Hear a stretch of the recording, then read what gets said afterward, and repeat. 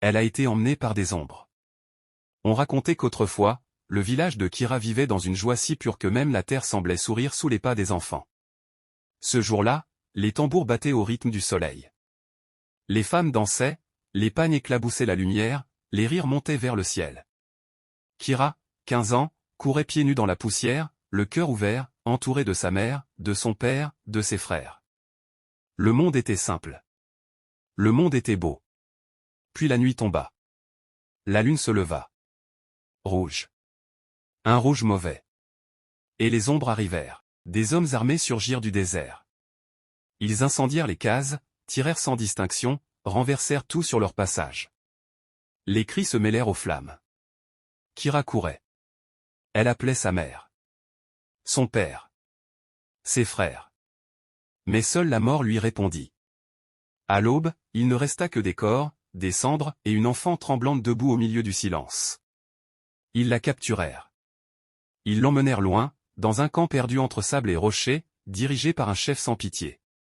Là-bas, Kira cessa d'être une enfant. Chaque jour devint une épreuve. Chaque nuit, une bataille pour rester vivante, pour ne pas se briser. On lui imposa des travaux épuisants. On la traita comme un objet. On tenta de détruire son esprit. Elle pleura jusqu'à ne plus avoir de larmes. Puis un jour, elle décida de ne plus pleurer.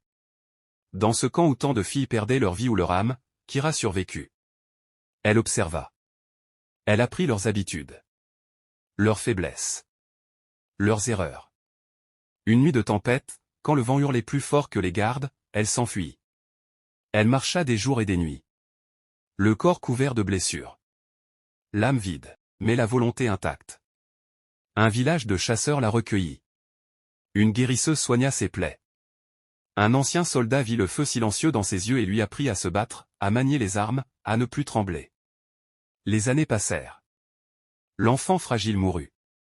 Une femme naquit. Droite. Dure. Silencieuse. Son cœur n'était plus un refuge de douleur. C'était une forteresse. Alors Kira repartit vers le désert. Quand elle atteignit le camp, rien n'avait changé, sauf elle. Kira entra comme une ombre dans la nuit. Un à un, les hommes tombèrent. Sans cri. Sans pitié. Sans hésitation. Le chef la reconnut quand il fut déjà trop tard.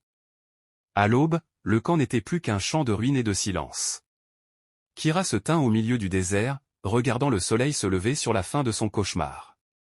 Elle murmura, « Vous aviez décidé que personne ne devait survivre, mais je suis revenu. » Puis elle s'éloigna.